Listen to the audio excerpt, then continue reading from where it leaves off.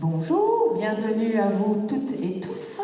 Donc nous sommes là cet après-midi, ce matin, on est content, salle Marie-Antoinette, pour la première conférence. Donc je vais vous présenter Hélène Grosbois. Après 10 ans dans la haute finance, elle a opéré une reconversion professionnelle. D'abord dans l'environnement, en France et à Bruxelles, c'est bien ça. Puis elle se forme au maraîchage biologique. On en est là, on va pas faire tout le parcours. Désormais, elle pratique l'autonomie alimentaire et est connue pour son activisme environnemental. Elle propose une vision avec un certain recul sur les problèmes environnementaux. On en est là ? Tout à fait. Voilà, donc je lui laisse la parole et lui souhaite encore la bienvenue à Salerne. Merci beaucoup, merci pour l'accueil.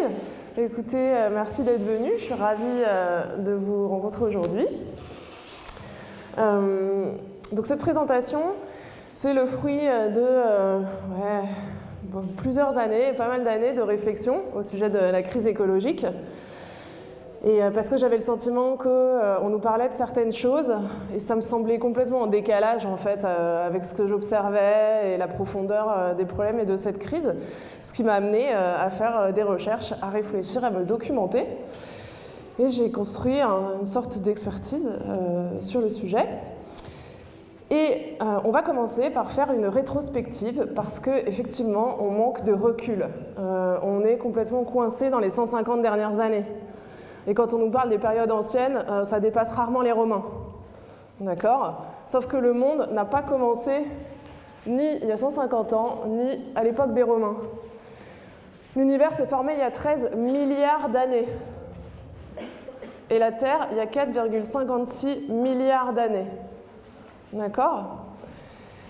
Et puis, les premières formes de vie sont apparues il y a 3,8 milliards d'années. Donc, c'était les formes de vie antérieures aux premières bactéries. 300 millions d'années plus tard apparaissent les premières bactéries, les cyanobactéries, dans les océans. Et peu de temps après, quelques millions d'années après, apparaissent les premières bactéries photosynthétiques. Donc ça fait presque 3,5 milliards d'années qu'il y a de la photosynthèse sur Terre et 3,8 milliards d'années qu'il y a de la vie sur Terre. Et puis, les premières cellules sont apparues il y a 2,6 milliards d'années. Vous voyez le temps qu'il faut pour arriver à une première cellule, hein ? D'accord ? Pardon, cellule à noyau, excusez-moi. Très important, puisque les bactéries aussi sont des cellules, hein, mais elles n'ont pas de noyau, comme les cellules qui forment votre corps. Et il faudra attendre 400 millions d'années supplémentaires pour passer de une cellule à noyau à plusieurs cellules à noyau, les organismes multicellulaires. Donc les échelles de temps du vivant, c'est des échelles extrêmement longues. Donc quand on parle de vivant, il faut bien se rendre compte que quand on parle de 40 ans ou 70 ans, en fait on parle d'un battement de cils. Vraiment. D'accord ? Donc il faut toujours avoir en tête ce temps long quand on parle de biodiversité et de vivant. Et puis la vie donc est restée dans les océans pendant 3 milliards d'années, 80% du temps. Et il y a 400 millions d'années, la vie sort des eaux pour commencer à coloniser les continents. Donc c'est une plante qui s'appelle Rhynia, une plante hépatique qui subissait les marées et qui a fini par s'adapter à la vie terrestre. Et puis ça a donné les premiers arbres, qu'on appelle les leptidodendrons et les archéoptéris, qui ont créé les premières forêts il y a donc 400 millions d'années. Et c'est là que la vie, en fait, s'est mise à foisonner et à se développer très rapidement partout sur les continents. Et puis, bon, les dinosaures, vous connaissez bien, on vous en parle tout le temps. Oui, c'est vrai ça, comme si c'était très ancien aussi les dinosaures, alors que ça a 250 millions d'années en fait.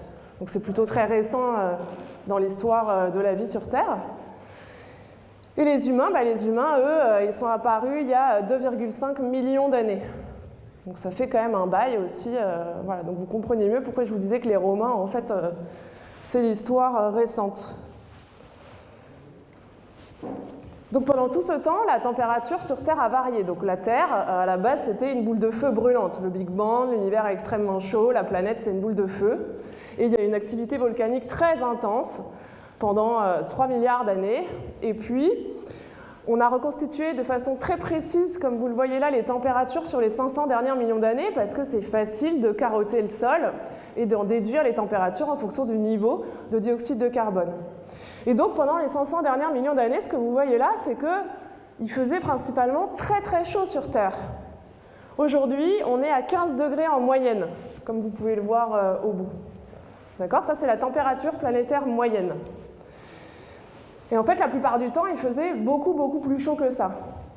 Et donc, la température, elle a varié en fonction de différents facteurs. Elle a varié avec l'activité volcanique, dont je vous ai déjà parlé, puisque les volcans émettent des poussières, et ces poussières bloquent une partie du rayonnement solaire, ce qui fait baisser la température sur Terre. Mais en même temps, dans ces fumées, il y a du dioxyde de carbone. Et ce dioxyde de carbone, c'est un gaz réchauffant. Et donc, les volcans sont plutôt réchauffants, généralement. Bien sûr, ça varie au fil du temps et en fonction des volcans. Mais on considère que les volcans sont plutôt un facteur réchauffant. Il y a aussi eu des astéroïdes qui émettent de grandes quantités de poussière, enfin créent de grandes quantités de poussière. Ces poussières aussi bloquent le rayonnement solaire. Les astéroïdes sont donc un facteur refroidissant. Il y a aussi la dérive des continents. Vous savez, les continents, ils bougent pendant tout ce temps. D'accord ? Et donc, en fonction de leur position par rapport à l'équateur, ils renvoient plus ou moins de rayonnement solaire et ça va modifier la température sur Terre. Et puis, last but not least, donc dernier mais pas des moindres, la photosynthèse dont j'ai déjà parlé. La photosynthèse qui est à l'œuvre depuis 3,5 milliards d'années, donc c'est le plus grand facteur qui est continuellement à l'œuvre sur Terre, qui est un effet refroidissant, puisque vous savez sans doute que les arbres capturent du dioxyde de carbone, et avec de l'eau, ils font des sucres et ils relarguent de l'oxygène, qui lui n'est pas un gaz à effet de serre. D'ailleurs, oui, les mammifères, là, ils sont apparus au petit 4.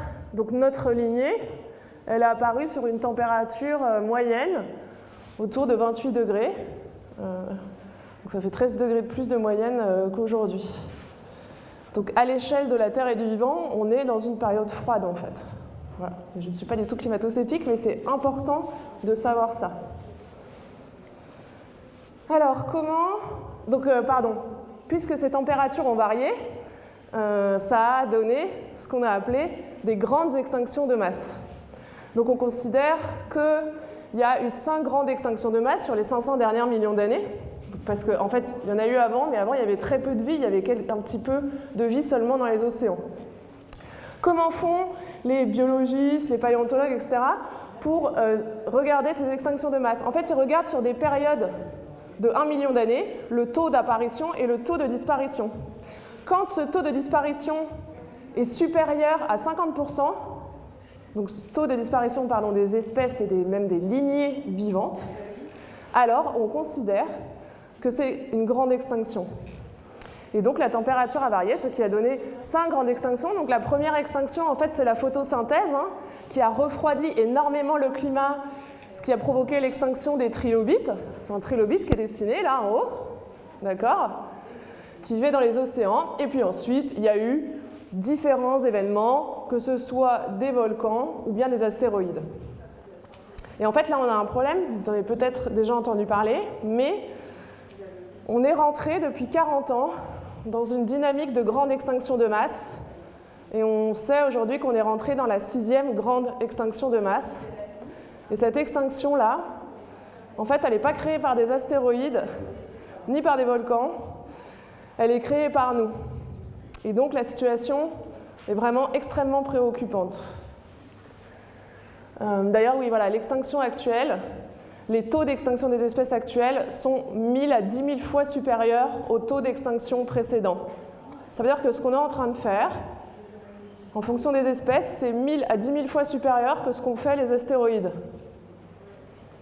D'accord ? Il faut vraiment comprendre, comme on a dit au début, normalement, les échelles du vivant, c'est des millions d'années, et nous, en 40 ans, on est en train de faire 1000 à 10 000 fois pire que les astéroïdes. Donc, il y a vraiment un problème très grave.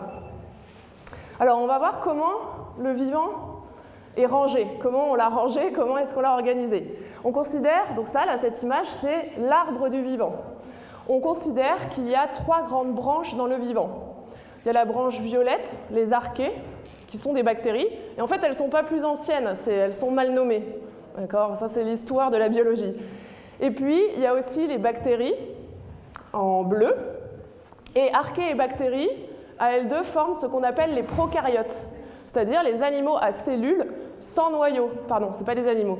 Les organismes à cellules sans noyau. Et en face, la très grande branche dans laquelle se trouvent les humains, c'est la branche des eucaryotes, c'est-à-dire les organismes à cellules avec un noyau.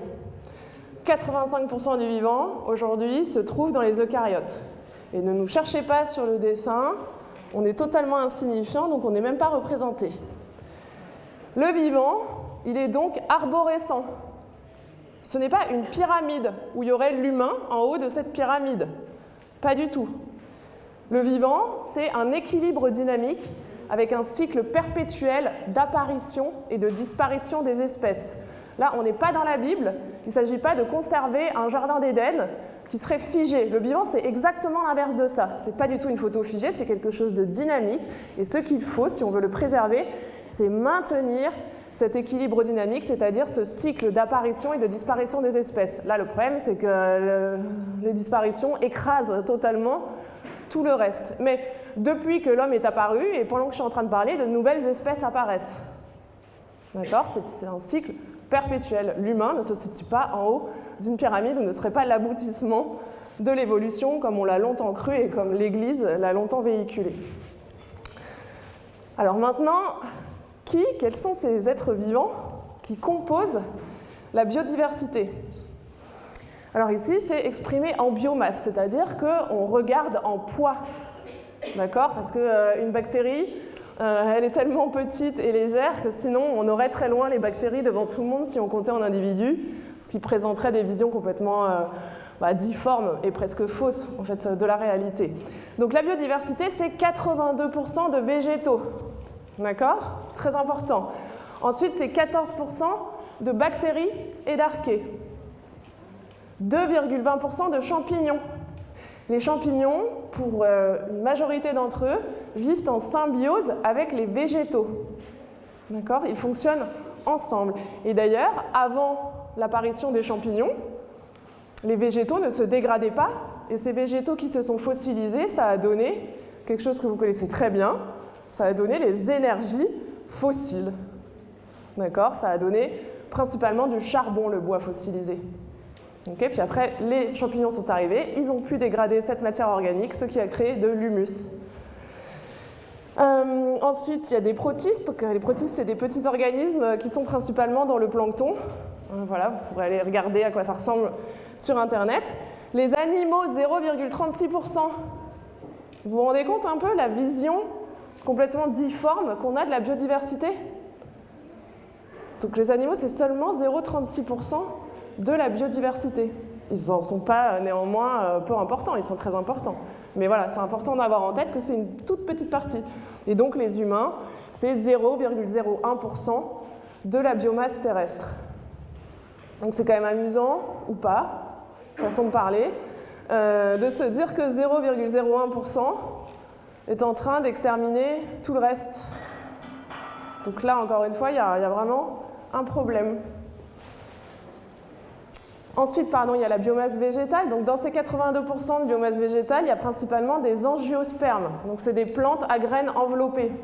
C'est très important. Parce que vous mangez principalement des graines. D'accord ? Les céréales, c'est des graines. D'accord ? Les légumineuses, c'est des graines. Bref, on mange plein de graines. Et en fait, l'apparition des plantes à graines enveloppées, ça a permis un foisonnement végétal, parce que la graine, c'est un miracle de technologie. Bon, ça ne veut rien dire, c'est l'évolution qui fait ça. Mais les graines, ça peut voyager dans le temps et dans l'espace. Ça peut rester en dormance. Ça peut choisir le meilleur moment pour germer. Donc ça présente un avantage vraiment phénoménal, en fait, dans le monde vivant. Après, il y a les angiospermes, 15%, oui c'est ça, 15%. Les angiospermes, ils étaient là en fait avant, les gymnospermes, excusez-moi. Les gymnospermes, ils étaient là avant les angiospermes, et vous connaissez bien le ginkgo biloba, qui est un des derniers gymnospermes qui restent. Ils ont presque tous disparu parce que justement ce système reproductif était pas réellement était moins efficace en fait que d'autres comme les angiospermes. Puis il y a aussi tous les résineux qui sont des angiospermes, les pins, les sapins. Ah, excusez-moi, gymnospermes, excusez-moi. Merci madame. Ensuite, il y a les ptéridophytes, c'est la famille des fougères par exemple. Et puis les bryophytes et lichens, avant on les appelait les mousses. Vous savez, les petites mousses, et puis les lichens, c'est ce qui ressemble un peu à des algues.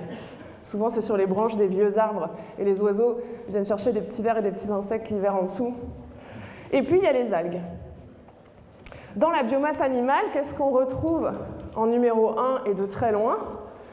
Les arthropodes, 47% d'arthropodes. Et les arthropodes, c'est des insectes, principalement. Et les insectes, en fait, c'est le socle du monde vivant tel qu'on le connaît aujourd'hui. D'une part, parce que vous savez qu'on mange généralement plus petit que soi. Donc, en fait, les insectes, ils sont à la base des chaînes alimentaires animales, qu'on appelle les chaînes trophiques, de trophos en grec, se nourrir. Donc, si vous supprimez les insectes, vous supprimez tout ce qui est plus gros, tout ce qui mange des insectes. Et on a dit aussi que la plupart des végétaux sont aujourd'hui des angiospermes, des plantes à graines enveloppées, et ils se reproduisent de façon sexuée grâce, dans leur grande majorité, au moins 80% d'entre eux, grâce aux insectes qui les pollinisent. Donc les insectes, ils sont à la croisée des chemins et ils sont fondamentaux au monde vivant tel qu'on le connaît aujourd'hui. Ensuite, il y a des poissons, 27%, les vers, 9%, donc ce n'est pas que les vers de terre. Il y a un tropisme autour des vers de terre, c'est des vers nématodes principalement. Des mollusques, vous savez, les limaces et les escargots, les amis des jardiniers. Le bétail, donc là c'est les animaux d'élevage qui représentent aujourd'hui 4% de la biomasse animale. Les mammifères, 0,30%. Et les oiseaux, 0,07%. Et puis reste la biomasse marine qui représente 1% de la biomasse totale. D'accord? Donc en fait les océans, c'est la principale surface de la Terre, 75%. Moi, je ne sais plus, ça fait longtemps que je n'ai pas regardé, mais quelque chose comme ça. Et en fait, il n'y a que 1% de la biomasse vivante qui se trouve dans les océans. Et en plus, cette biomasse, elle est très concentrée le long des côtes, parce qu'en fait, elle dépend des apports en nutriments et en minéraux charriés par les pluies et l'érosion de la Terre. Après, il y a eu plus d'humains dans l'espace que dans les abysses océaniques, donc il reste sans doute encore beaucoup de choses à découvrir sur les océans et beaucoup d'espèces à découvrir sur les océans. Si vous voulez devenir océanographe, il y a du travail. Les protistes dans les océans, 33%, ensuite des bactéries, 26%, les arthropodes, là c'est les crustacés cette fois, 15%, poissons, 11%, et puis les végétaux, 6%, il y a même des champignons, et puis des mollusques. Alors il y a quelque chose qu'on a souvent ignoré dans le monde vivant, enfin pas souvent, longtemps, excusez-moi, ignoré, c'est les sols. Les sols, en fait, ils représentent 28% de la biomasse terrestre. Mais comme les sols, c'est principalement des microbes, il faut être capable de faire de la microbiologie, il faut des outils pour comprendre ce qui se passe dans les sols.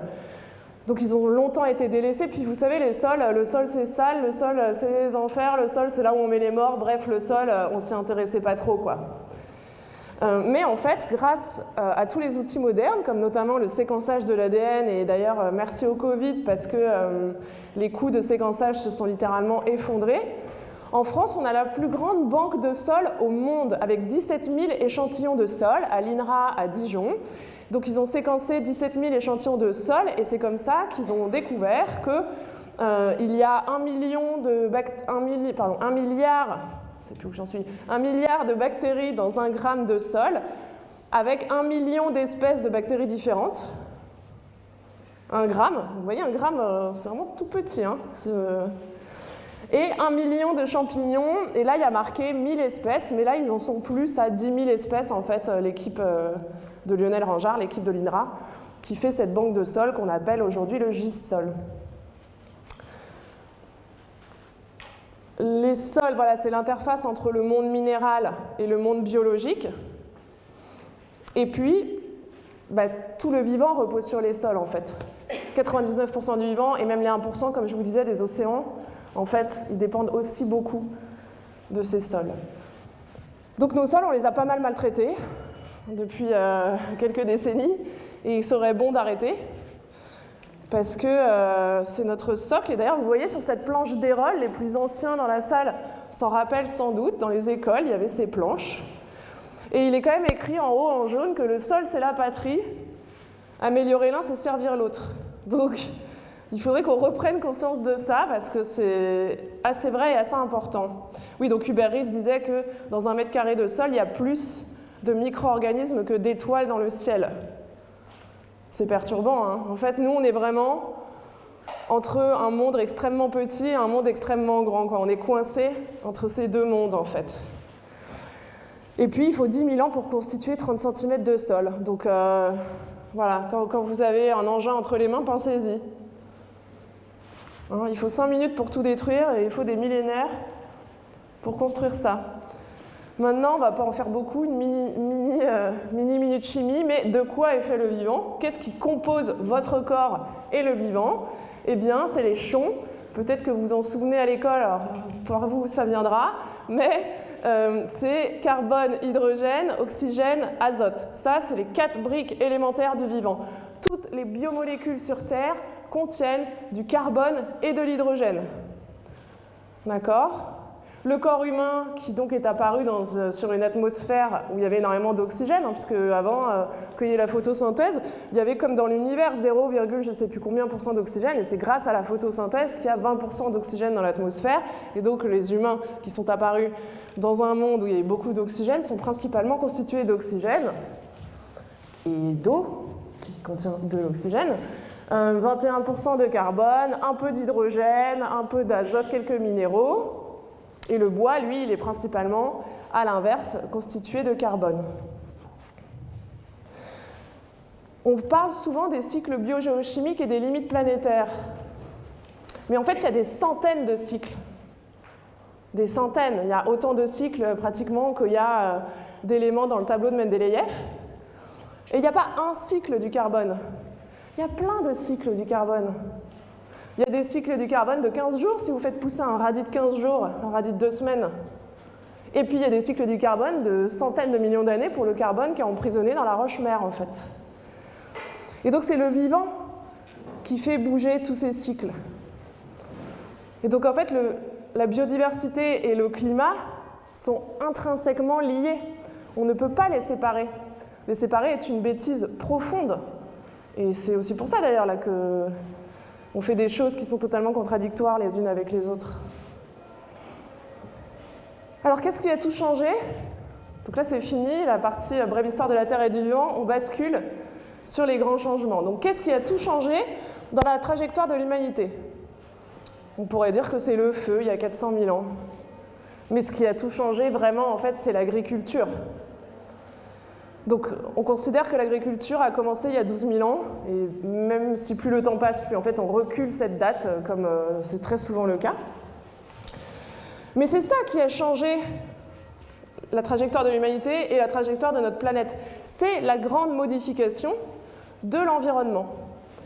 Et donc, avec l'agriculture traditionnelle, on a commencé à faire de la sélection de semences, avec des premières sélections déjà en moins 24 000 en Israël, donc ça fait un bail quand même, et avec les labours. Donc ça, c'était le socle de l'agriculture depuis 12 000 ans. Il restait seulement 10% de forêt en France à la fin du XIIIe siècle. Parce que avec l'agriculture vient la déforestation. Et puis, la forêt avait très mauvaise réputation au Moyen-Âge. C'était le repère des brigands, des vilaines sorcières. Et puis, il y a eu ce qu'on a appelé les moines défricheurs. Bref, l'Église a encouragé tout le monde à déforester, à défricher. Il y a des taxes qui sont apparues, ce qui a aussi forcé les paysans à cultiver plus. Et donc, on est arrivé à un point critique à la fin du XIIIe siècle où il restait seulement 10% de forêt dans toute l'Europe occidentale. Et cette destruction de la forêt, elle a des conséquences importantes.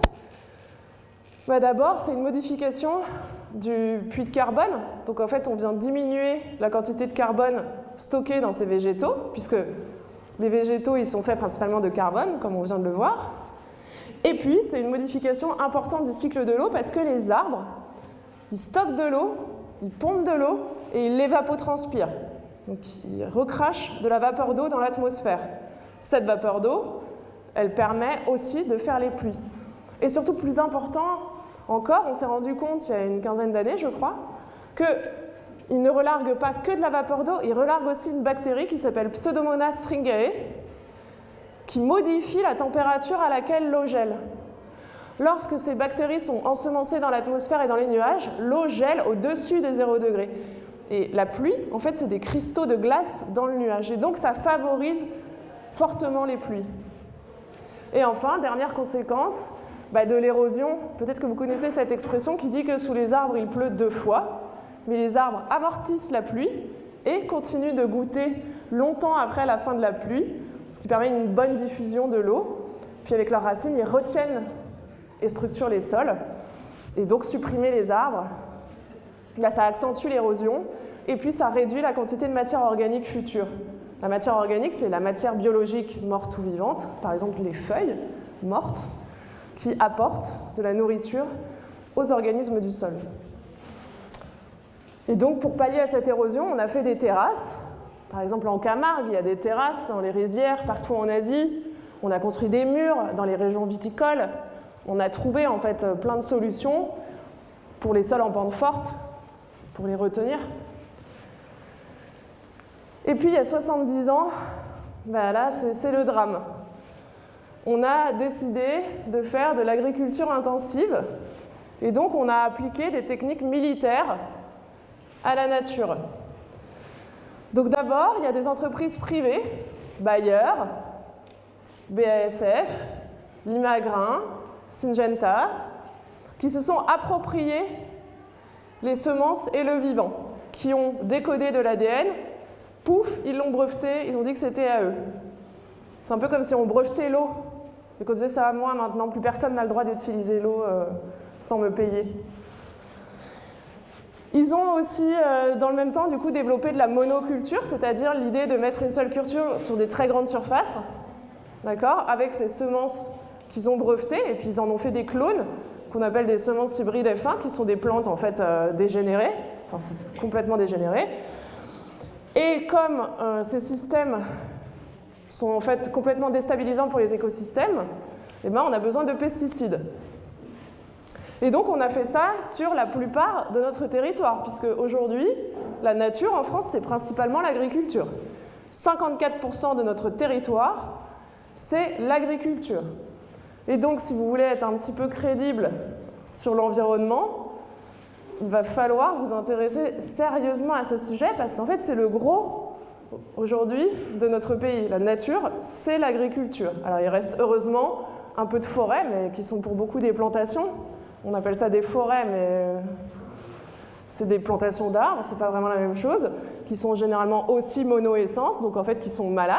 Là, les épicéas meurent parce qu'on a fait de la monoculture sur les arbres, on appelle ça de la sylviculture intensive, exactement comme en agriculture. Donc si vous voulez, il suffit qu'il y ait une maladie, tout le monde meurt. S'il y avait une grande diversité d'âges et d'espèces, il n'y aurait pas de problème. Mais du coup, voilà, on a, comme je vous ai dit, c'est un appauvrissement général de la nature. On a simplifié la nature à l'extrême, comme jamais. On n'a jamais autant simplifié. Et donc, il y a 400 000 espèces de plantes. Alors, elles ne sont pas toutes comestibles, certes, mais on n'en cultive que 190 sur les 400 000. Et pire que ça, 20 espèces représentent 90% des cultures. Et donc, comme c'est une déstabilisation des écosystèmes qui est extrêmement forte, eh bien, apparaissent les ravageurs, comme on les appelle dans le monde agricole, donc apparaissent des pathogènes. Et en fait, ces pathogènes, ils ont un rôle de régulateur. Ils servent à rétablir les équilibres dans les écosystèmes. Et donc, en fait, ils doivent nous alerter sur le très mauvais état de santé des écosystèmes. Leur présence devrait être un signal d'alarme, en fait.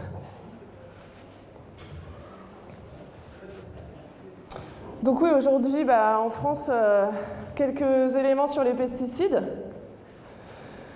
On met 43 000 tonnes de pesticides en France, et puis sur 10 ans, on en a mis 580 000. Il y a 537 substances qui ont été utilisées en France sur les 10 dernières années. Et actuellement, il y en a 285 autorisées. Maintenant, les pesticides, en fait, ils sont plus pulvérisés comme quand on était jeune pour les plus vieux ici. Ils sont principalement mis en enrobage de semences. Et depuis 1990, il y a des nouveaux produits que les fabricants appellent des produits systémiques et ils se félicitent parce que leurs produits sont toujours plus efficaces, autrement dit, toujours plus toxiques. Et donc, en fait, avant, on pulvérisait quand il y avait un problème. Aujourd'hui, on fait ce qu'on appelle un traitement prophylactique. Ça veut dire qu'il n'y a pas de problème, mais on traite quand même, à la base, à la racine, puisqu'on englobe la semence d'un produit hautement toxique, un produit systémique qui est actif au nanogramme. Depuis 30 ans, les produits sont infiniment plus toxiques et plus actifs à faible dose. Et c'est pour ça que regarder les quantités, en fait, n'a pas grand intérêt. Parce que la toxicité d'un produit à l'autre, elle varie incroyablement. Les produits qu'on fait aujourd'hui sont 10 000 à 1 million de fois plus toxiques que les produits qu'on faisait dans les années 50. D'accord ? Donc voilà, donc maintenant, c'est des semences enrobées, c'est ce que vous voyez sur le dessin. Vous voyez, c'est sympa, on dirait des petits bonbons. Mais en tout cas, je ne vous conseille pas de les manger. Et en fait, pour vous donner une idée de la toxicité du produit, si on prend juste un produit qui s'appelle la cypermétrine, en France, en 2021, qui représente 1% du total pour cette année-là pour la France, ben si on traduit la toxicité de ce produit en mortalité abeille, en fait, ça a un potentiel de mortalité d'1 million de milliards d'abeilles. Juste 1%, juste en France, juste en 2021. Ça fait 70 ans qu'on met des quantités stratosphériques partout sur Terre. Donc en fait, tout le reste à côté, c'est un peu une blagounette, quoi. Les pesticides, c'est une toxicité qui dépasse l'entendement, qui dépasse ce qu'on peut imaginer. Il y a un journaliste, Stéphane Foucard, qui est un spécialiste de la question, qui a calculé que tout ce qu'on avait mis en 2017, on pouvait faire le tour du système solaire, 13 fois le tour du système solaire en abeilles mortes. Donc là, on est sur des produits qui sont d'une toxicité qui est vraiment extrême. Extrême, c'est ça qui est en train de tout tuer et de tout empoisonner. Donc c'est une famille nombreuse, avec plein de catégories. Ils s'en sont donnés à cœur joie. Il y a des produits pour tuer tous les trucs possibles et imaginables vivant sur Terre. Des insecticides, des fongicides, des herbicides, des rodenticides, des pesticides pour les poissons, des nématicides pour les nématodes. J'en oublie, il y en a tellement. Les mollusquicides, les acaricides, les avicides pour tuer les oiseaux. Puis il y a même des retardateurs de croissance. Parce qu'il ne faut pas que le blé il soit trop haut là maintenant avec la moissonneuse-batteuse. Il faut que ce soit nickel, tout droit, pas trop haut. Les sapins de Noël, c'est pareil. Il ne faut pas qu'il y ait trop d'espace entre deux branches. N'achetez pas de sapin de Noël, faites-moi plaisir. Entre deux branches. Donc on met des retardateurs de croissance pour que ça fasse un beau sapin bien touffu. Après, on se demande pourquoi les enfants ont des problèmes, quoi. Et c'est une famille nombreuse. Alors là, c'est pareil, j'ai pas tout mis, mais parce que c'est cabalistique et qu'on n'en finit pas. Mais il y a ce qui est à base de chlore, à base de phosphore, à base de carbone, à base de fluor, à base de phtalate. Bref, et vous voyez les avant-derniers, là, il y a SDHI, inhibiteur de la succinate déshydrogénase. Vous allez beaucoup en entendre parler, c'est des nouveaux produits. Ils sont incroyablement toxiques, c'est en train de faire des clusters partout en France de cancer et de malformations. Il faut qu'on arrête, il faut tout arrêter, mais les SDHI, il faut vraiment qu'on arrête le plus rapidement possible. C'est en enrobage de maïs, il y en a partout en France. C'est une catastrophe. Et puis les néonicotinoïdes, vous en avez forcément, sans doute entendu parler. Voilà, ils ont été interdits en 2019, sans cesse réautorisés, à nouveau interdits. On n'en finit pas. Comment ça marche ? En fait, ça vient perturber des fonctionnements extrêmement élémentaires du corps humain, de la physiologie du vivant. En fait, ça perturbe soit les cellules, soit carrément le métabolisme. Mais, par exemple, ça empêche la respiration des cellules, ça empêche l'apport de l'énergie des cellules, ça empêche les cellules de se reproduire, ça attaque la membrane cellulaire, ça altère l'ADN des cellules. Ça joue sur votre métabolisme glucidique, lipidique, stérolique. Qu'est-ce que j'oublie ? C'est pareil, il y en a tellement. c'est des perturbateurs endocriniens pour une majorité d'entre eux. Bon, c'est déjà pas mal. Et puis, il y en a une bonne partie qui ont plusieurs modes d'action, en fait. Souvent, on attribue un mode d'action, mais en fait, ça en a souvent plusieurs. Donc, vous comprenez bien que tout ce qui a une cellule, donc c'est-à-dire aussi les bactéries, sont altérés par ces produits. De toute façon, c'est des produits pensés pour tuer le vivant. Ce sont des biocides. Donc c'est actif sur tout ce qui vit. Et comme c'est aussi actif sur les bactéries, ça veut dire que 85% des pesticides sont des antibiotiques. Biotiques, c'est pour bactéries. Et donc on vous embête là. Les antibiotiques, c'est pas automatique. Ah oui, oui. Sauf qu'en fait, on met directement dans la nature 20 à 30 fois ce qu'on prescrit aux humains et aux animaux. Donc l'antibiorésistance massive qu'on observe partout sur Terre, que ce soit Escherichia coli, les staphylos, l'hystéria, etc., c'est parce qu'on met directement dans la nature depuis 70 ans des quantités d'antibiotiques absolument phénoménales en fait. Et donc ça va nous amener à un monde de pathogènes où on n'aura pas de solution. Et d'ailleurs, Escherichia coli est déjà résistante pratiquement à l'intégralité des spectres antibiotiques, en fait. Et ça vient de là. Donc on est en train de construire un monde avec un vivant qui a largement disparu et de pathogènes. Donc vous vous souvenez, le Covid, un truc pas grave du tout, 0,0 je sais plus combien % de taux de mortalité. Vous voyez un peu le bordel que ça a mis ?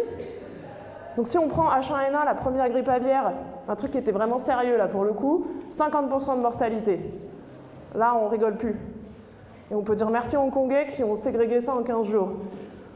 Mais là, c'est ça. D'ailleurs, là, il y a une grippe aviaire en ce moment en France, vous le savez. On a une chance énorme. Alors les volailles, non, hein, puisqu'on a abattu plusieurs centaines de millions de volailles. Mais on a cette chance, cette souche n'est pas transmissible à l'homme. Mais ça nous pend au nez. Tout est malade, que ce soit les animaux d'élevage, les animaux sauvages, nos cultures, et on est sur une ligne de crête qui est vraiment, vraiment inquiétante.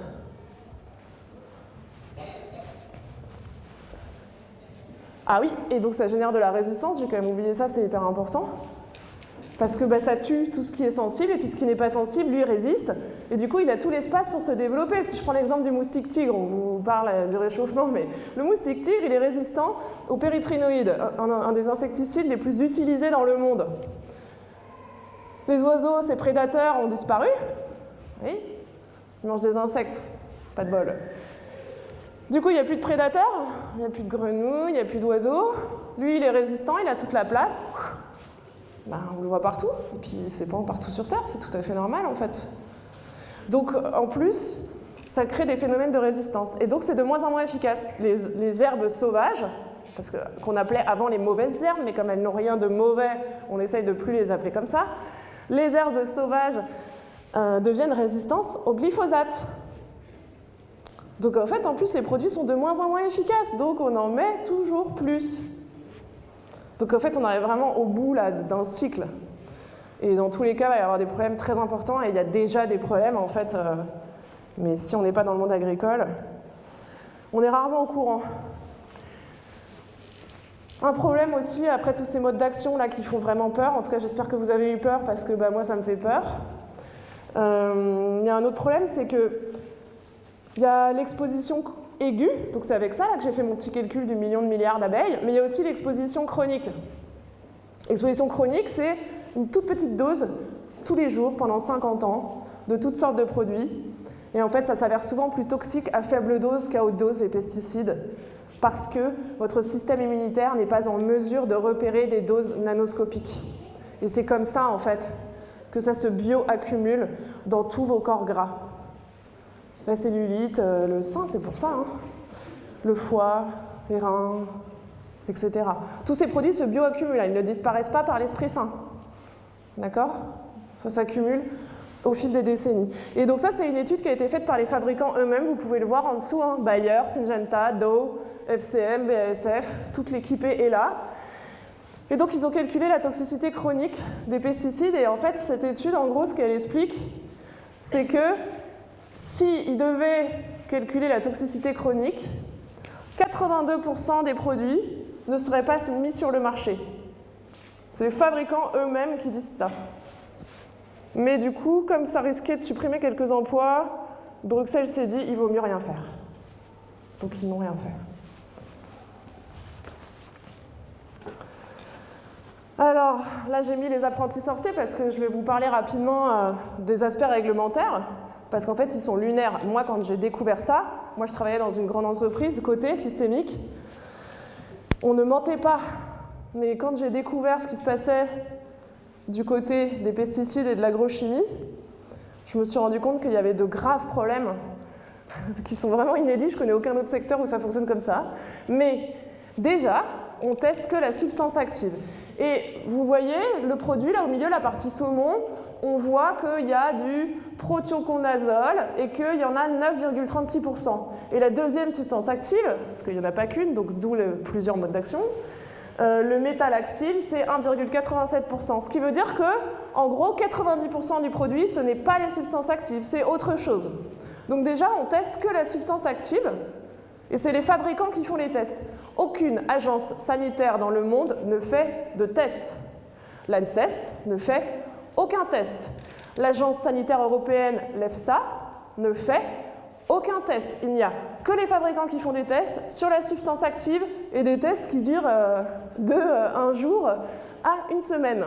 D'accord ? Sur les abeilles et sur les rats. Puis c'est bien connu, les cancers, ça arrive au bout de 3 jours. C'est très pratique.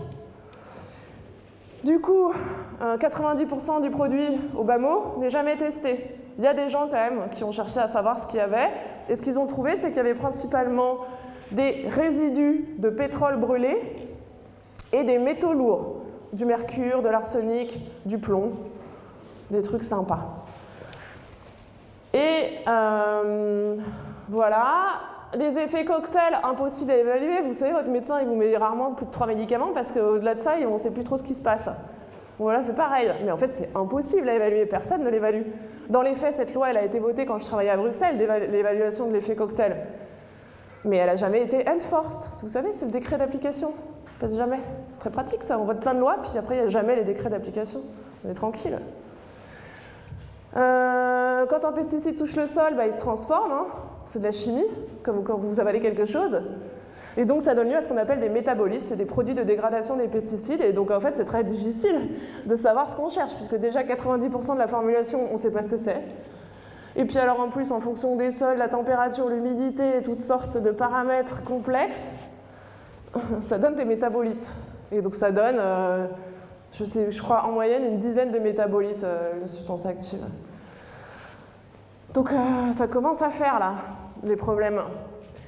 Et puis, last but not least, encore une fois, le processus d'autorisation de mise sur le marché. Alors là, c'est carrément une blague.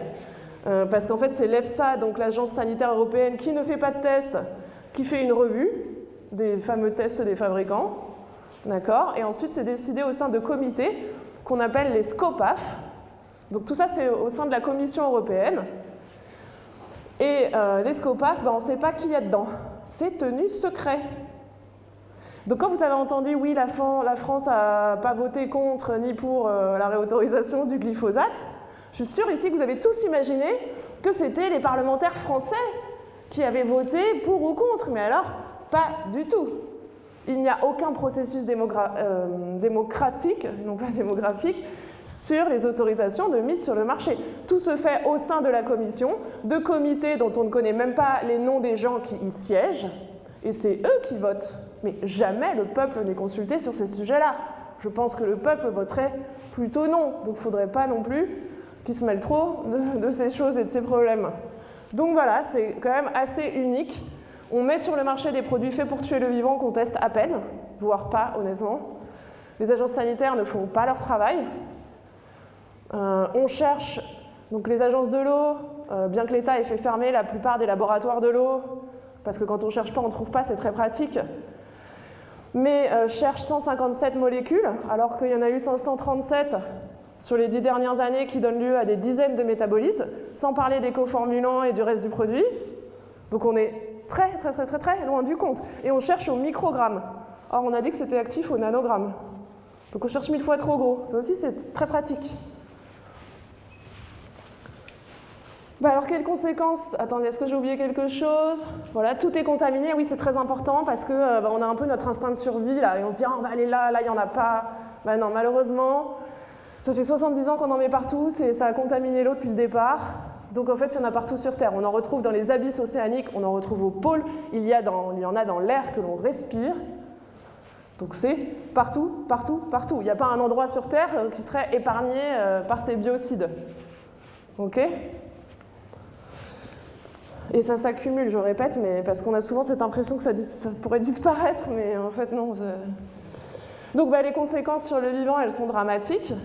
Comme je vous disais, depuis 40 ans, on est rentré dans une dynamique de grande extinction de masse. Et donc ces dernières années, là c'est l'extinction de masse des insectes. Ces dernières années, il y a eu pas mal d'études en fait, qui ont toutes confirmé un effondrement vraiment massif de la biomasse d'insectes. Mais il y en a une en particulier qui a vraiment interpellé les chercheurs. C'est celle que je vous ai mis en haut à gauche. Parce que celle-ci, en fait, c'est dans les zones protégées allemandes. Et les zones protégées allemandes, c'est des forêts en fait, de feuillus. Et donc là, on s'est rendu compte qu'on avait perdu 75% de la biomasse d'insectes dans ces forêts de feuillus en 28 ans, 27 ans. Et si vous voulez, c'était vraiment un choc. Parce que l'IPBES, qui est le GIEC de la biodiversité, évoque comme première cause la perte des espaces de vie. Et donc là, qu'est-ce qui se passe? Là, il n'y a aucune perte des espaces de vie. Donc comment ça se fait que 80% de la biomasse d'insectes disparaît dans les espaces qui n'ont pas disparu? Donc là, il y a des gens quand même qui se sont dit, là, il y a quelque chose qui ne va pas du tout, et donc les problèmes sont ailleurs. Et donc des gens ont commencé à chercher ce qui se passait. Aussi, on voit qu'il y a presque toutes les espèces d'insectes sont en déclin très important. Enfin, toutes les espèces d'ailleurs, je dis presque, mais non. Et oui, un truc important aussi que je ne vous ai pas dit, ce qui est intéressant là, c'est la pente. D'accord? Parce qu'en 1990, il y avait déjà une bonne partie des insectes qui avaient reçu des insecticides, parce que la première application d'insecticides en France, c'est en 1947. Ok? Donc là, ce qui est intéressant, c'est la vitesse du déclin. Donc on part d'un truc qui ne reste déjà pas grand-chose, et là, il va vraiment rester moins que rien, quoi. Sachant qu'on se rappelle qu'il n'y aura pas de monde vivant tel qu'on le connaît sans les insectes. Et bien la conséquence, comme on a dit, puisque les insectes, c'est le socle alimentaire de tous les vertébrés, de tous ceux qui sont plus gros qu'eux, logiquement, on observe exactement la même chose sur les vertébrés, avec moins 70% en 50 ans sur les vertébrés. Ça, c'est une étude du WWF, Displanète vivante. Voilà.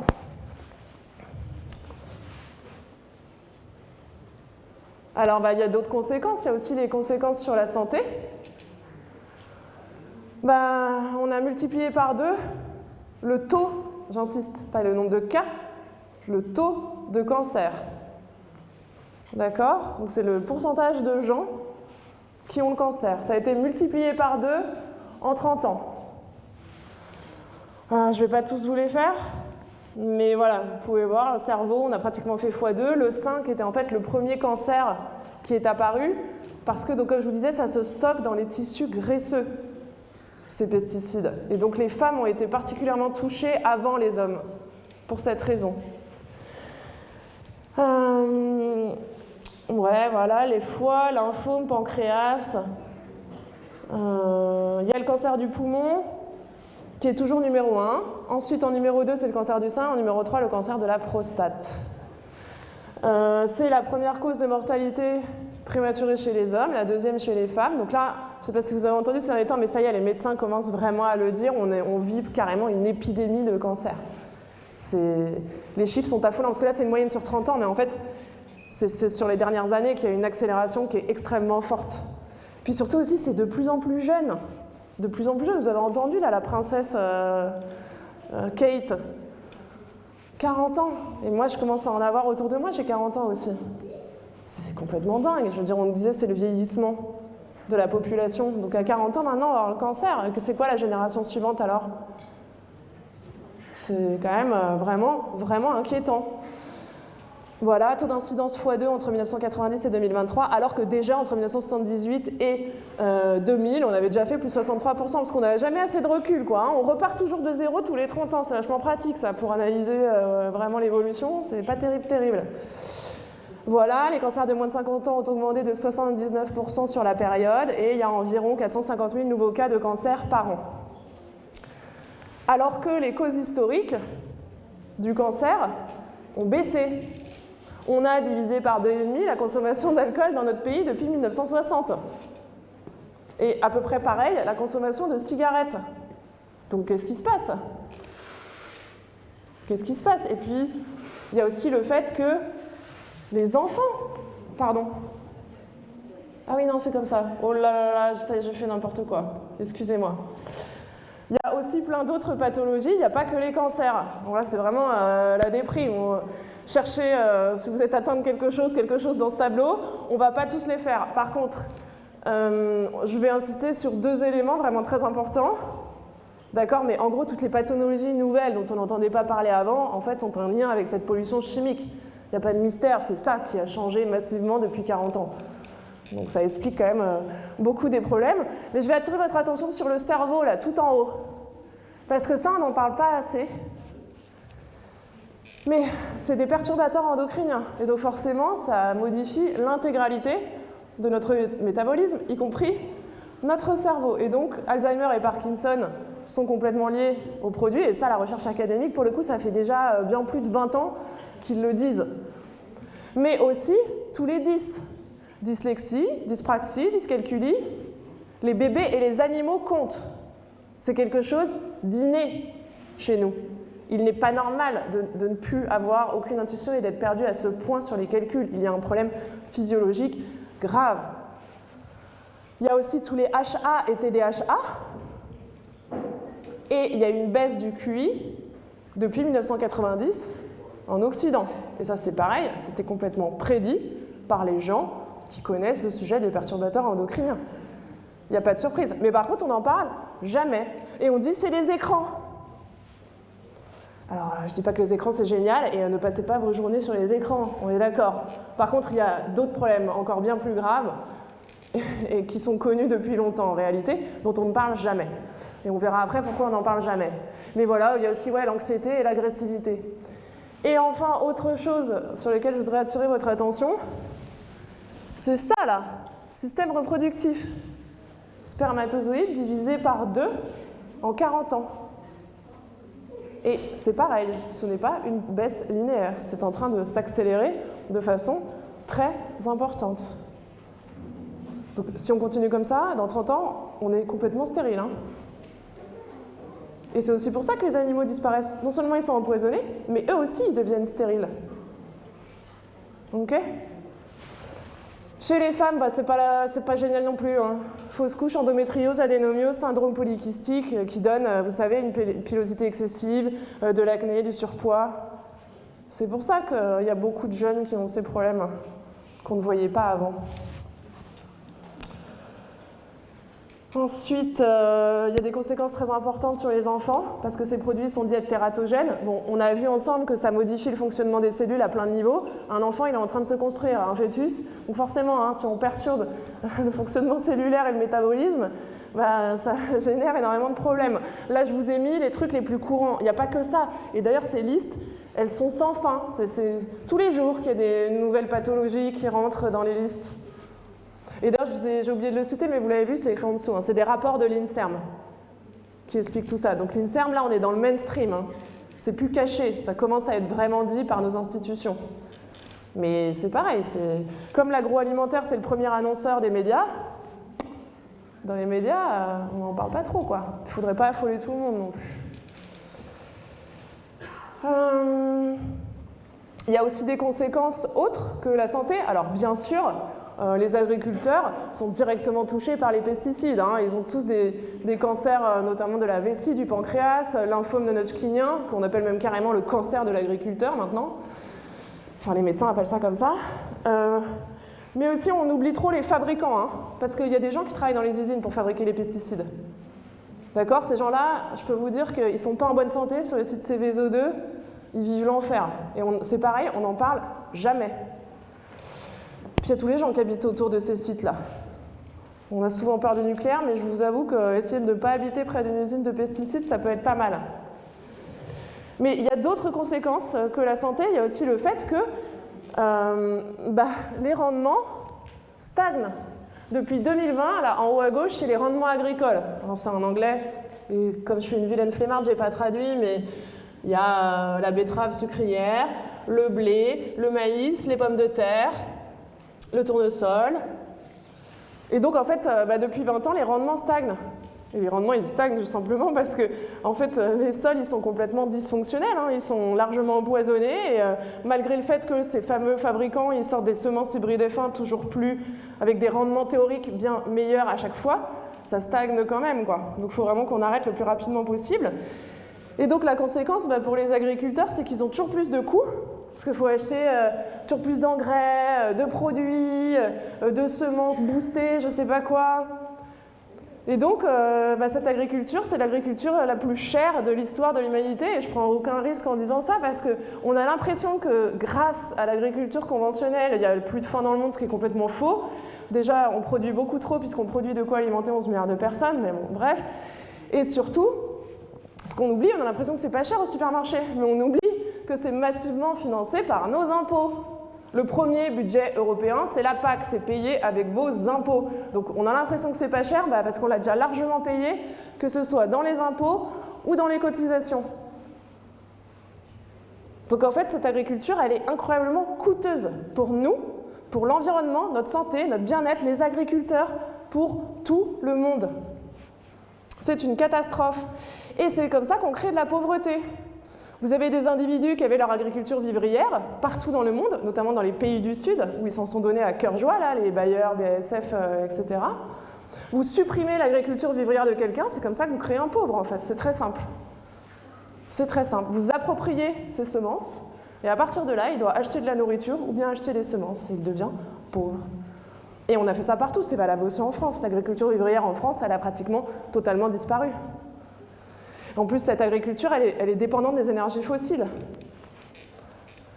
Donc le pouvoir d'achat s'est effondré, que ce soit pour nous ou pour les agriculteurs, et partout dans le monde, la pauvreté explose.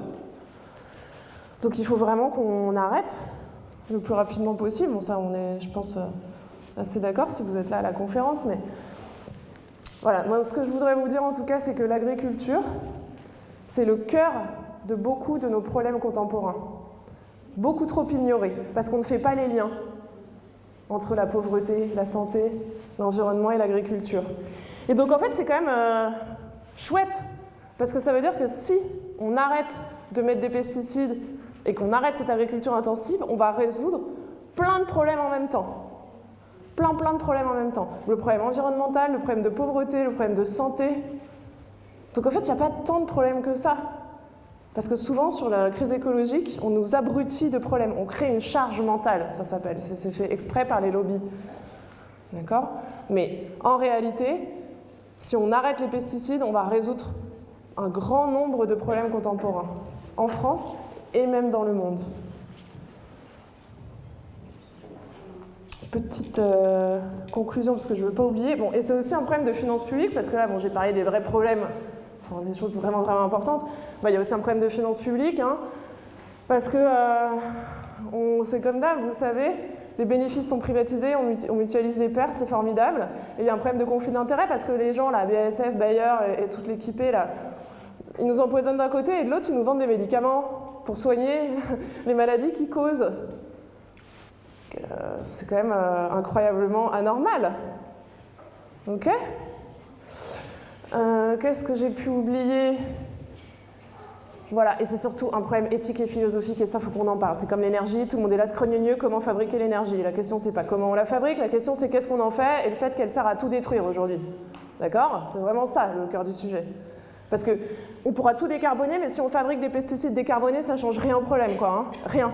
C'est même pire, on va accélérer l'extermination, parce qu'on se dira « Oh, c'est décarboné, puis c'est pas cher, c'est super pratique. Allons-y gaiement. » D'accord ? Donc la question, là, c'est il y a vraiment un problème éthique et philosophique à mettre partout dans la nature des produits pensés pour tuer le vivant, et qui sont donc infiniment plus toxiques que tout le reste. D'accord ? Ça, il faut vraiment qu'on y pense, ça va pas. Il y a le fait que des gens se soient appropriés le vivant aussi. On l'a déjà dit, mais c'est vraiment pas normal. Et donc il y a un problème, et c'est ce que j'ai un peu dit au début, c'est que les lobbies de l'agrochimie, qui sont les meilleurs, qui ont infiltré toutes nos organisations nationales et internationales, depuis les années 70, ils financent la recherche et ils ont orienté la recherche à un point tel que, vous savez, on en arrive à dire que le problème, c'est les labours et pas les pesticides, pour ceux qui sont un peu dans le milieu agricole, ce qui est évidemment totalement faux, hein. Mais comme ils ont financé depuis 70 ans la recherche en ce sens, et que maintenant, vous savez, on fait des méta-analyses. Donc si, par exemple, on fait une étude qui dit que les abeilles meurent à cause des pesticides, et que derrière, on fait financer 100 études qui disent que les abeilles meurent à cause des frelons, l'étude qui dit la réalité, elle disparaît au fin fond des tréfonds d'Internet et des méta-analyses faites par les organismes scientifiques nationaux et internationaux. Et c'est comme ça, en fait, qu'on invisibilise des problèmes. On fait créer de la science réglementaire et académique en la finançant pour noyer le poisson et invisibiliser les causes réelles. Et puis en plus, ils utilisent des visions créationnistes, comme je vous disais, là, cette idée de figer, il faudrait conserver comme un vieux grimoire. Et puis les espèces, on les met dans des espaces clos, alors que le vivant, il faut qu'il circule. Qu'il n'y a pas d'espèces invasives. Alors oui, avec l'avion, on favorise les migrations, mais tout est invasif dans le vivant. D'accord ? C'est le principe de la vie, de se répandre partout où elle le peut sur Terre. D'accord ? Donc voilà, ils utilisent plein d'images fausses, ou le réchauffement aussi qui sert de mule à plein de problèmes, là, comme ce qu'on dit sur la forêt, elle est en train de mourir à cause du réchauffement. La forêt, elle est en train de mourir à cause de notre mauvaise gestion et du fait qu'on fait de la sylviculture intensive. C'est pas la même chose. Le moustique tigre aussi. Comme, si vous voulez, l'empoisonnement, il est arrivé en même temps que le réchauffement, c'est très difficile, hein, et on peut très bien utiliser et dire « Ah non, mais le problème est ailleurs », c'est une spécialité du lobby de l'agrochimie, ça aussi. Et c'est pareil, elle va faire financer celui qui veut chercher sur l'impact du réchauffement sur le moustique tigre, et puis celui qui veut faire la recherche sur les péritrinoïdes, lui, il a 0 €, donc il ne fera pas sa recherche. C'est aussi simple que ça, en fait. Privatiser la recherche, c'était une grave, très très très grave erreur. Nanana. Voilà, et donc juste pour vous montrer à quel point nos institutions sont complètement vérolées et infiltrées par les lobbies de l'agrochimie, là on a le président de la FAO à gauche qui est en joie avec la petite dame à droite. La petite dame à droite, c'est la présidente de CropLife, le lobby international des pesticides. Et donc ensemble, ils signent des partenariats publics-privés, c'est formidable. Et donc après, il y a des gens en Afrique qui commandent des produits de biocontrôle et à la place, ils reçoivent de la deltamétrine de chez Bayer, envoyée par la FAO. C'est chouette, ça. Encore une fois, des organisations qui sont censées protéger les pays dits pauvres. En fait, ils envoient des saloperies de chez Bayer. Au sein de l'IPBES, qui est donc le GIEC de la biodiversité, les groupes là, c'est le groupe d'experts aux pollinisateurs. Qui est-ce qu'on retrouve ? Syngenta, premier leader mondial des pesticides, et Bayer, comme s'il n'y avait pas des scientifiques qui pourraient contribuer à ces groupes. Donc c'est vraiment très grave, et c'est comme ça qu'on oriente toute la société sur des fausses pistes. En infiltrant la science à la base. Parce qu'un homme politique, il écoute les scientifiques, en fait, c'est normal, il ne peut pas connaître tous les sujets, il n'est pas biologiste, il n'est pas entomologiste, ni agriculteur. Mais ils s'y sont pris il y a tellement longtemps que maintenant c'est difficile. Mais il y a aussi, vous voyez, Bill et Melinda Gates. Donc je ne sais pas si vous connaissez un peu la vision du monde de Bill Gates, mais ça fait très peur aussi. La vision du monde de Bill Gates, c'est une vision hors sol, hein, d'accord, avec de la robotisation, des vaccins, on va tout exterminer, mais c'est pas grave, on arrivera toujours à se soigner d'une façon ou d'une autre. Et puis lui, il veut tout robotiser parce que comme ça, après les firmes de l'agrochimie qui ont asservi les agriculteurs, on va leur vendre maintenant, Microsoft va leur vendre des solutions complètement intégrés et ils seront encore plus dépendants de systèmes complètement hors sol qui nous mènent en fait droit dans le mur. Donc c'est complètement anormal que ces gens qui ont une vision du monde dramatique financent l'IPBES. Et d'ailleurs, ils donnent aussi de l'argent à Bayer, puisque Bayer, dans son rapport annuel, se félicite tous les ans d'avoir reçu plein d'argent de Bill et Melinda Gates. Et d'ailleurs, je voudrais juste vous dire un truc là. Ancienne financière que je suis, ces fondations, c'est pas leur argent qu'ils donnent, hein. D'accord ? C'est ce qu'on appelle des trusts, c'est-à-dire qu'ils placent leur fortune, et c'est les bénéfices qu'ils font de ces placements, hein, qui sont reversés dans les fondations, c'est des paradis fiscaux en fait. D'accord? Donc c'est pas des gentils donataires, hein, c'est des montages fiscaux pour payer moins d'impôts, ça n'a rien à voir. Et puis dans son dernier rapport, l'IPBES, donc il a fait un rapport sur les méchantes espèces invasives qui sont la cause de nos problèmes. Qu'est-ce qu'il propose? Donc pour protéger la biodiversité, l'IPBES propose une chose très simple, c'est donc d'exterminer, non c'est quoi? D'éradiquer, éradiquer. Et avec quoi est-ce qu'on éradique? Je vous le donne en mille, une petite idée peut-être. Des pesticides, merci, bravo, tu as tout compris. Et comme ça, la boucle est bouclée. Et tout va bien.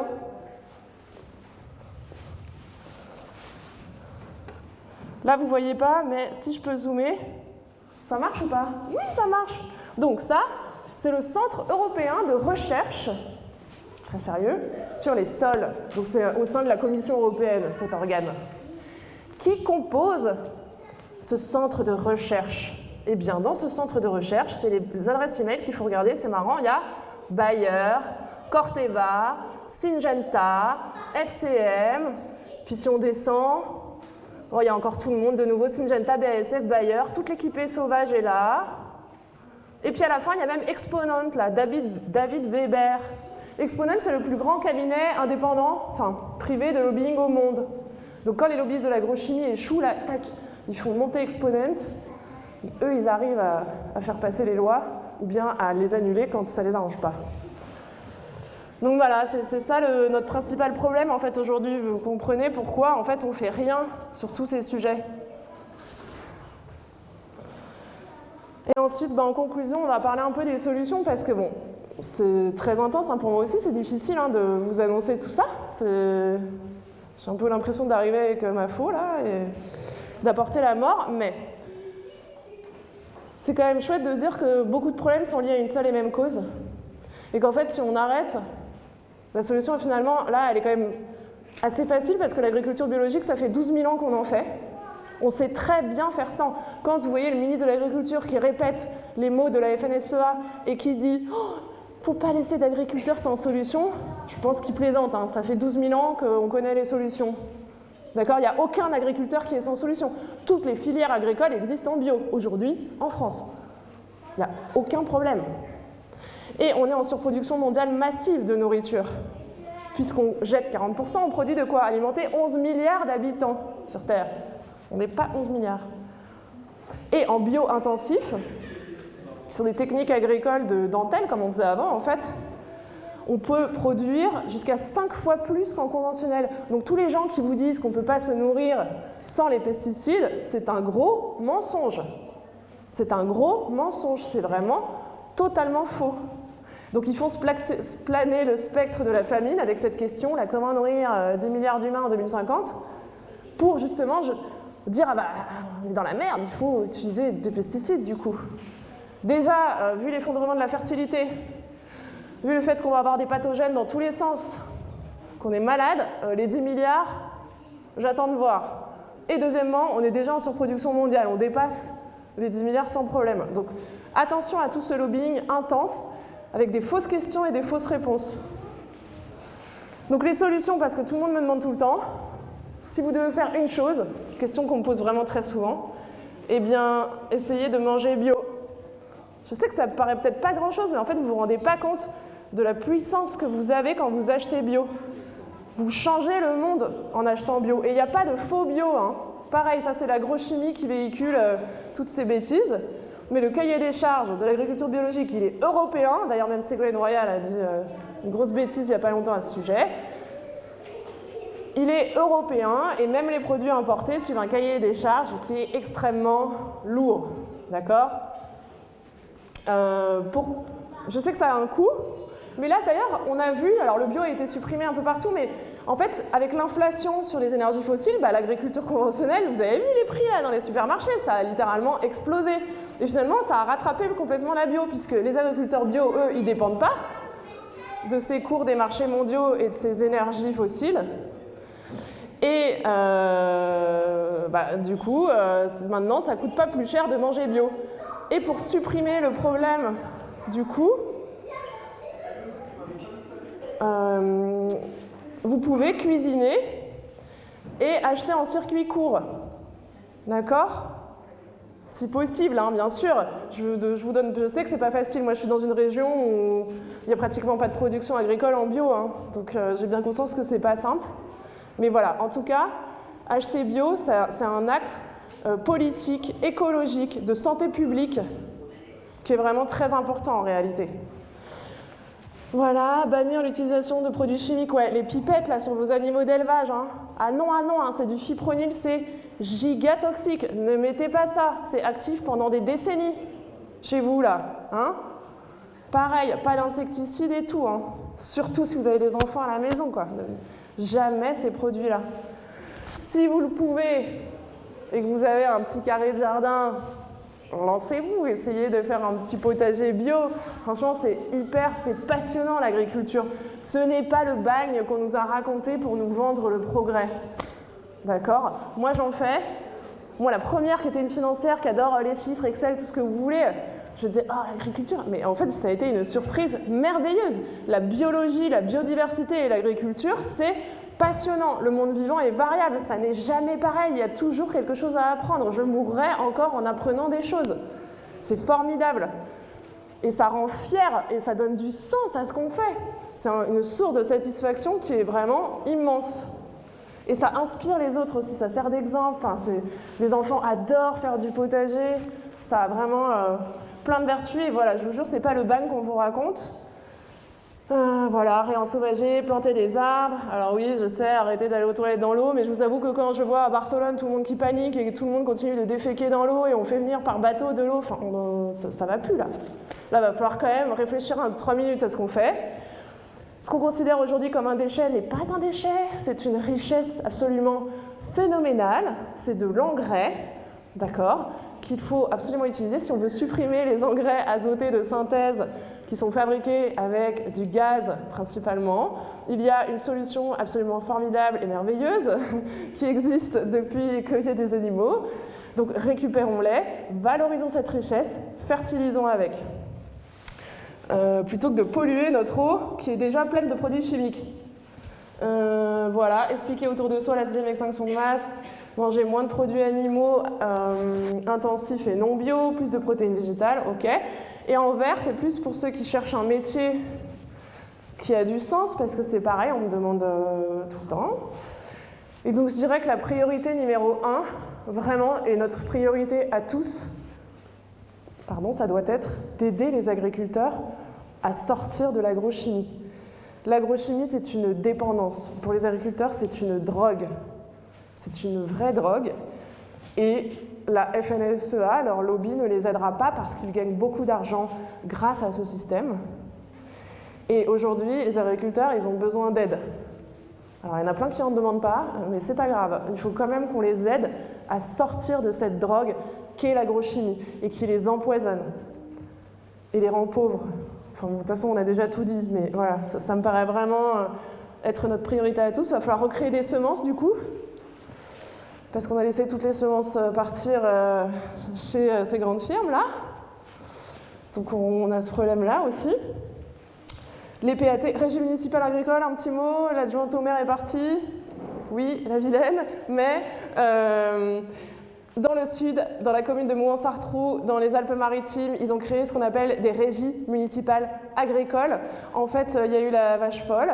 Là, le conseil municipal s'est dit « Oh là là, on est en train d'empoisonner nos enfants, qu'est-ce qu'on leur donne à manger? Ça ne va pas du tout. Il faut qu'on reprenne la main là-dessus. » Et donc, ils ont salarié des maraîchers. Ils ont salarié des maraîchers et avec qui ils produisent la nourriture pour toute la collectivité, les écoles, les maisons de retraite, donc c'est le MEAD de Mouans-Sartroux.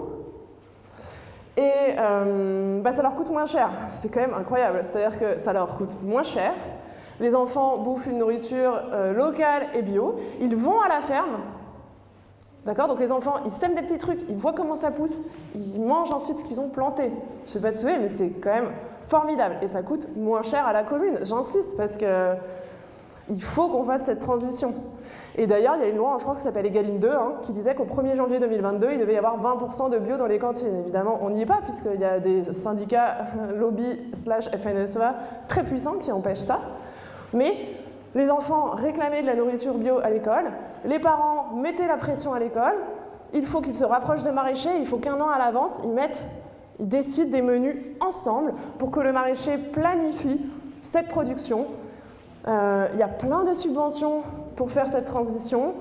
Il faut qu'on s'y intéresse tous, il faut qu'on participe tous, qu'on s'investisse tous à tous les niveaux en fait, de notre société.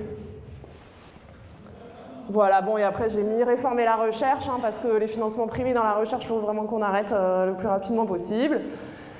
Il faut faire des sciences du vivant, les filles, si vous pouvez et que vous avez envie de faire un métier qui ont un lien avec les sciences du vivant, ce serait vraiment chouette parce que donc il reste tout à faire, il reste encore beaucoup de choses à découvrir, à comprendre, comment on va restaurer le vivant. Vous pouvez être biologiste, microbiologiste, océanographe, paléontologue, il y a plein de métiers, c'est passionnant, vraiment c'est très intéressant et très enrichissant. Voilà, et puis travailler à restaurer le vivant. Et puis écoutez, je vous remercie tous pour votre attention. J'espère que c'était pas trop dur, mais en tout cas voilà, les solutions on les a, on les connaît. Il faut simplement qu'on s'y mette tous ensemble. Et puis restaurer la biodiversité, ça permettra de restaurer le climat, la santé et la pauvreté pour partie. Je vous remercie.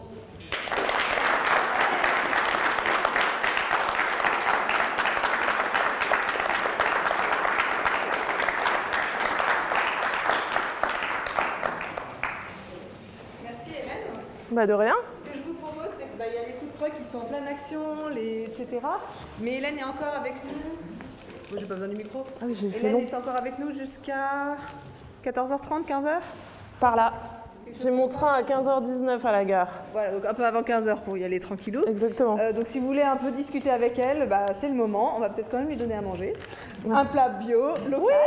Oui. Formidable. Non mais n'hésitez pas si vous avez des questions. Et puis même si là vous n'avez pas le temps ou vous n'osez pas, vous pouvez me trouver facilement sur LinkedIn notamment. N'hésitez pas à m'envoyer des messages. J'essaye de répondre au maximum de gens. Voilà. Merci. Voilà. Et je tiens à dire qu'Hélène est venue bénévolement pour faire cette animation, cette conférence. Donc on peut vraiment la remercier. Merci.